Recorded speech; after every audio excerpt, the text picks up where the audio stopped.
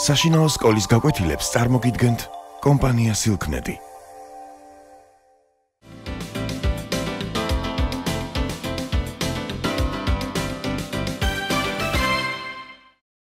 მოგესალმებით, ჩვენ დღეს ვისაუბრებთ თინათინზე, რომელიც ვეფხისტყაოსნის ერთ-ერთი უმთავრესი პერსონაჟია და მასია დამოკიდებული ძალიან ბევრი რამ ვეფხისტყაოსანში, რის შესახებაც მოგახსენებთ მცირე ხნის შემდეგ.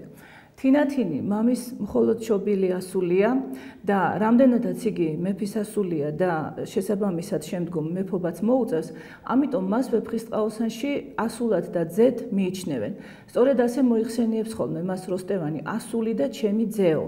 და სწორედ თინათინის საშუალებით დგინდება და მტკიცდება ის, რომ უკეთესად იქცევა ორი ქვეყნიდან ინდოეთსა და არაბეთს გულისხმობ ის ქვეყანა, რომელშიც გადაწყდება, რომ მეფედ დასვან ქალი და მიიღონ ასეთი თვალსაზრისი, როგორც ჭეშმარიტება, რომ ქალიცა და მამაკაციც ორივე შვილია, ძუდა ხვადილომი ორივე ლომია და ამდენად თუცა ქალია მართ ღვთისა დანაბადია. ამიტომაც თინათინს სწორედ ეს ფუნქცია აქვს ნაწარმოებში, მან უნდა სიკეთის სიმბოლოდ მოგვაჩვენოს თავი და შეასრულოს კიდეც ის როლი, რომელიც სიკეთეს ევალება, ის უნდა განხორციელებული სიკეთე იყოს და მხოლოდ თინათინის საშუალებით ახდება ყველაზე მთავარი რამ ვეფხისტყაოსანში, ბოროტს ძლევს სიკეთე. დავიწყოთ ცოტა თავიდან. სხვა ძე არ ესვა მეფესა მართოდენ მარტოდ ასული, სოფლისა მნათი მნათობი, მზისაცა დასთა დასული. ასე გვიხასიათებს მას რუსთაველი, ასე გვაცნობს.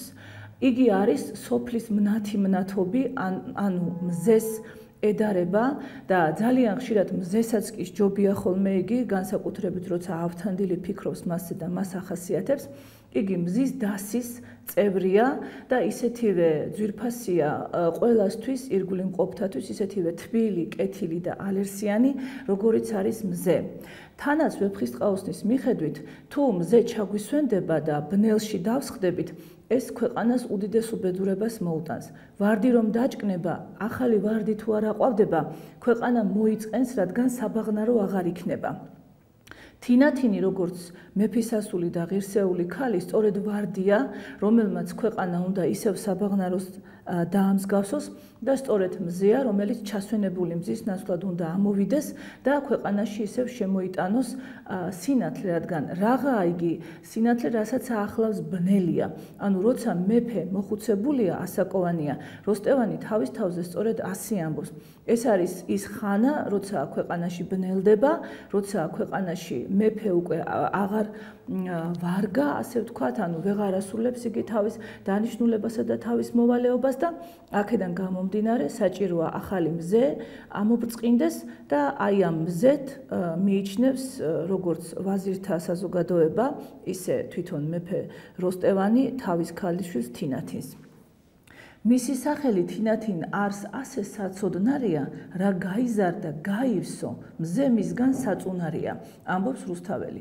აი სწორედ აქ გამოჩნდება, რომ თუ მზე მხოლოდ მნათობია და იგი ბევრ რამეს განუსჯელად აკეთებს, ან სხივი მოდის მისგან და მორჩა შეიძლება იგი ვერ განსაზღვრავდეს ეს სხივი რამდენად სიკეთეს თესავს ამ ქვეყანაზე, თინათინს როგორც მზეზე უპირატესს, რომელიც იწუნებს მზეს, ევალება, რომ ყველაფერი გააზრებულად და გაცნობიერებულად გააკეთოს.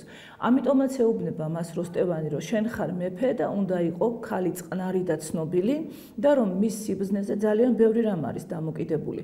დამოკიდებულია სწორედ ის, როგორ წარიმართება ქვეყანა. ამიტომაც ერთ-ერთი უპირველესი თვისება თინათინის არის სიბრძნე. და იმისთვის, რომ გვიჩვენოს ავტორმა, თუ რამდენად ბრძენია თინათინი, მას გარკვეულ შემთხვევაში ავთანდილთანაც კი ადარებს და აი ავთანდილთან ურთიერთობისას და ავთანდილთან საუბრისას მოიაზრება ხოლმე თინათინი როგორც სიბრძნის და კეთილშობილების განსახიერება. უმრავლეს შემთხვევაში იგი სწორედ ამ დროს გამოვლინდება თავისი მაქსიმალური ძალით. პირველად ხდება მაშინ ეს ამბავი, როცა თინათინი გაიგებს, რომ როსტევანი მოწყენილია, რადგანაც მას ვიღაცა უცხო მყმები დაუხოცა, როსტევანმა ჩათვალა, რომ ეს უცხო ვერაფრით ვერ იქნებოდა ჩვეულებრივი ადამიანი, რადგან ვერ გაბედავდა ამას და მეფის წინააღმდეგ ასეთ შეურაცხმყოფელ საქციელს ვერ ჩაიდენდა, ამიტომ მას გონია, რომ ეს იყო საუფლო სასჯელი, უფალს რატომღაც მოეწყინა მისი შვება და აი ახლა გადაწყვიტა, რომ იგი დაენაღვლიანებინა და მისთვის მზე სიბნელითა და ღრუბლიან მზედ გადაექცია. ანუ ნათელი დღე შეეცვალა ღრუბლიანი დღით. ასე გადაწყვიტა უფალმაო, როსტევანმა იფიქრა.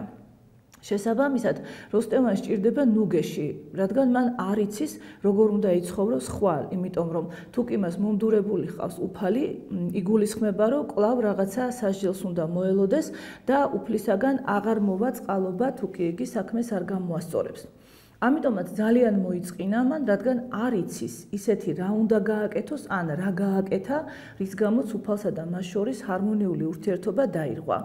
აი სწორედ თინათინი, როგორც კი შეძლებს, რომ მამას დაელაპარაკოს, რადგან თავიდან თინათინი გაიგებს თუ არა, რომ მამამისი მოწყენილია, მასთან არ მიდის, რადგან საოცარი მორიდებითა და კეთილშობილებით გამოირჩევა ეს პერსონაჟი, მას მამამისისაც კი ერიდება და მიუხედავად იმისა, რომ შემდეგ როსტევანი ეუბნება მას როგორ მიბრუნდი უკან, შენ მამისა სიცოცხლეო, შენ ხომ ჩემი სოფლის წყალი ხარო, ანუ როგორც აუხსნის მას, მისთვის თინათინი ისევე ძვირფასია, როგორც წყალი დედამიწაზე ნებისმიერი ადამიანისთვის, მაგრამ თინათინმა მაინც გადაწყვიტა, რომ მამას, რომელიც იყო დანაღვლიანებული და რომელსაც არ სურდა არავის ნახვა გარდა ავთანდილისა, არ დანახვებოდა და ზედმეტად არ დაემძიმებინა მისი განწყობილება. მაგრამ როცა მან გაიგო, რომ თურმე მეფე იმის გამოა დადარდიანებული, რომ აი ასეთი რამ დაატყდა თავს და მსახურები დაუხოცეს მისი აზრით უფლის ნებით, თინათინი ამბობს იმ ცნობილ სწავლებას, რომლითაც რუსთაველი წარმოგვიდგება როგორც დიონისე არეოპაგელის მოძღვრების ერთ-ერთი მიმდევარი, დიდი მიმდევარი, რადგან დიონისე არეოპაგელის მოძღვრების საფუძველი გახლავთ სიკეთის არსობისა და ბოროტების უარსობის თეორია. ანუ ძალიან უბრალოდ რომ ვთქვათ, ბოროტება არ შეუქმნია უფალს, უფალმა შექმნა მხოლოდ სიკეთე, შესაბამისად ბოროტება არ არსებობს, ბოროტება არის სიკეთეს მოკლება. როცა ადამიანი ნელ-ნელა და თანდათანობით შორდება სიკეთეს, აი ეს არის სიკეთეს მოკლება და არა ის, რომ უფალმა შექმნა ბოროტება, ან უფალი ვინმეს რაიმეთის ჯის და რაიმეს მის წინააღმდეგ ცუდს აკეთებს. ამიტომაც ეს იცის რა თინათინმა, იგი მამას ეუბნება ამ ძალიან ცნობილ სიტყვებს, რად დასწამებს სიმწარესა, ყოველთათვის ტკბილად მხედსა. ბოროტიმცა რაც შეექმნა, კეთილისა შემოქმედსა. ანუ ამით მან უთხრა, რომ მეფემ არასოდეს არ უნდა დააბრალოს და დასწამოს რაიმე ცუდი უფალს, რადგან უფალი ქმნის მხოლოდ სიკეთეს, უფალს არ შეუქმნია ბოროტება და ამიტომაც ეს სასჯელი, რომელიც როსტევანს დაატყდა, უფლისაგან არ იყო. სწორედ თავისი ქალიშვილის სიტყვები ამოასუნთქებს როსტევანს, იგი შეიცვლის მაშინვე განწყობას, რადგან მიხვდება, რომ თინათინი მართალს ეუბნება და გაიხარებს კიდეც, როცა იტყვის, ვნახე ეშმაკისა სიცუდე და სიბილწეო. საბოლოოდ იგი აი ამ სადარდელს მაშინ მოიხსნის, როცა ისევ თინათინის რჩევით 4 კუთხევ გააგზავნიან ადამიანებს და დაავალებენ მათ, რომ მოძებნონ ეს ადამიანი და გაიგონ იგი შობილი იყო თუ უშობელი. აი ამგვარად აღსრულდება თინათინის მიერ ნარჩევი და გამოჩნდება, რომ თინათინმა ამ სიტუაციაში ძალიან ბრძნულად განბრჭო და მან მიიღო ის გადაწყვეტილება, რომელიც მეფისთვისაც კარგი იყო, ქვეყნისთვისაც, მისთვისაც, ავთანდილისთვისაც და ყველა არაბისთვის, რომელიც ამ სიტუაციაში ოდნავ მაინც იყო ჩარეული და მონაწილე. თინათინი კიდევ ერთხელ გამოაჩენს სიბრძნეს, როცა იგი ავთანდილს არ უკრძალავს, წავიდეს ტარიელის დასახმარებლად და როცა გამოაჩენს ამით სრულიად ნათლად, რომ ადამიანის უპირველესი დანიშნულება სიკეთის ქმნაა, ადამიანის საქმე ის არის, რომ მოყვას სიკეთით და სიყვარულით მოექცეს და ამიტომ ეტყვის ავთანდილს, შენ არ გატეხა კარგი გჭირს ზენა არისა ფიცისა, სჯობს გასრულება მოყვრისა სიყვარულისა მტკიცისა. როცა ამით აუხსნის, რომ ადამიანის დანიშნულება და ვალდებულება სწორედ ის არის, რომ გაჭირვებაში ჩავარდნილი ადამიანი არ მიატოვოს და თუ კი შეუძლია ხელი გაუწოდოს. ამით თინათინი მკითხველის თვალში წარმოდგება როგორც რაინდი, რომელსაც შეუძლია ყველა გაჭირვებულს მოეფეროს და ყველა გაჭირვებულს მხარში ამოუდგეს. შეიძლება სწორედ აი ეს სიბრძნე და ეს რაინდული თვისებები არის ის საყრდენი, რომლის გამოც თინათინს ასეთი ავტორიტეტი აქვს ქვეყანაში. მეფე როცა მოითხოვს როსტევანი, ჩემი ძე დავსვათ ხელმწიფედ, ვისგან მზე საწუნელია, ანუ როცა იგი ამით ამბობს, რომ ჩემი გზის გამგრძელებელი დავსვათო და მივაქციოთ ყურადღება, რომ თვითონ იგი არასახელებს, რომ ასეთ ძედ გამოდგება თინათინი. ვეზირები თვითონ შესთავაზებენ მას, არ გათნევთო, ანუ არ გატყუებთ, არ გეპირფერებით, შენმა ასულმა იცის მეფობა და უთქვენოთაც ეს ბევრჯერ გაგვიმეორებია. ამიტომ ის დავსვათ ხელმწიფედ, მან იმეფოს და იგი მოახერხებს, რომ მზე მისგან დასაწუნი გახდეს, ანუ მზეზე უფრო კეთილი გახდება და მზეზე უფრო თბილიო. აი სწორედ ასე აღმოჩნდება თინათინი მეფედ და გამოჩნდება ის დიდი ავტორიტეტი, რომელიც მას აქვს და რომელიც ვეზირთათვისაც ცხადია და დანარჩენი არაბებისთვისაც. როცა მეფე გასცემს ბრძანებას თინათინ ჩემი დავსვი და მოდით და შეამკეთ და შეასხითო, ქებაო მთელი არაბეთი მოიყრის თავს, რადგან ყველასათვის თინათინი არის გარკვეულად ძალიან ძვირფასი ადამიანი და ასევე ძვირფასი მამის შვილი. და აი ეს ავტორიტეტი თინათინისა მთელი ამ ნაწარმოების განმავლობაში გრძელდება, რადგან გაგახსენებთ, რომ თინათინი ავთანდილის გარეშეც რჩება არაბეთში, მეფობს არაბეთში, ისე რომ ჯერ 3 წელია ავთანდილი წასული, შემდეგ კიდევ ერთხელ წავა, მაგრამ იგი ბრძნულად, ავტორიტეტულად განაგებს თავის ქვეყანას, ამ ქვეყანას არაფერი გაუჭირდება, იგი ძლიერია და შეუძლია პირიქით, რომ დახმარების ხელი სხვასაც კი გაუწოდოს. თინათინი საოცარი სიუხვით გამოირჩევა და ეს სიუხვე მისი არის გამოხატული არა მარტო იმით, რომ ადამიანს ბევრს მისცემს გაჭირვებულს ეკონომიურად დაეხმარება, არამედ სიუხვე, რადგან უპირველეს ყოვლისა სულიდან მომდინარე თვისებაა, თინათინი სულიერადაც უხვია და აი ეს სულიერი სიუხვე გამომჟღავნდება მისი ყველაზე კარგად მაშინ, როცა ავთანდილს იგი ტარიელის დასახმარებლად გაუშვებს. ამით გამოჩნდება საოცარი მადლიანობა და ფაქტობრივად ეს არის საფუძველი იმისა, რომ ქაჯეთის ციხე დაინგრეს, რადგან ავთანდილის გარეშე ვერავინ მიაგნებდა ნესტანის ადგილსამყოფელს, ეს სხვა დროს და სხვა სალაპარაკო თემაა და ავთანდილის გარეშე ვერავინ შეძლებდა იმას, რომ ქაჯეთიდან ნესტანი გამოეხსნათ, რადგან ტარიელს ყველა გზა გადაკეტილი ჰქონდა, როგორც გახსოვთ და ავთანდილმა შეძლო სწორედ რომ თავისი გულით, თავისი ვაჟკაცობით და თავისი განწირული სიცოცხლით, სულის დადებით მოყვასისათვის ეპოვა ქაჯეთის გზა, ეპოვა ნესტანი ქაჯეთში და შემდეგ მისი აქტიურობით გამოხსნილი ყოფილიყო კიდეც ნესტანი ქაჯეთიდან.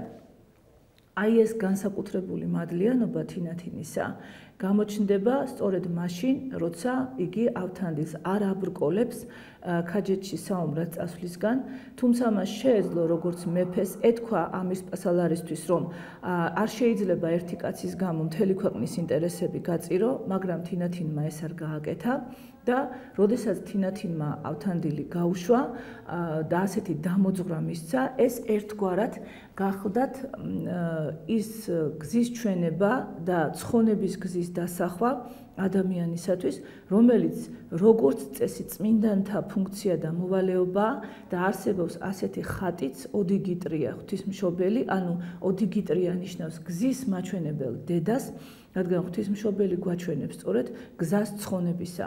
იმით რომ თინათინმა ავთანდილი მოყვასის დასახმარებლად გაუშვა და თანაც ავთანდილმა მას საჩუქარი რომ სთხოვა, თინათინმა მისცა მარგალიტი, აი სწორედ ამით მან ოდიგიტრია ღვთისმშობლის სწავლებით თითქოს გადადგა ეს ნაბიჯი და გზის მაჩვენებელი აღმოჩნდა ავთანდილისათვის, რომ იგი ცხონებულიყო და მოეპოვებინა ის მარგალიტი, რომელიც სასუფეველს გულისხმობს და რომელიც გულისხმობს იმას, რომ ადამიანმა ყველაფერი უნდა გაიღოს საიმისოთ, რომ მან სასუფეველს მიაღწიოს, ანუ მოიპოვოს სასუფეველი როგორც მარგალიტი.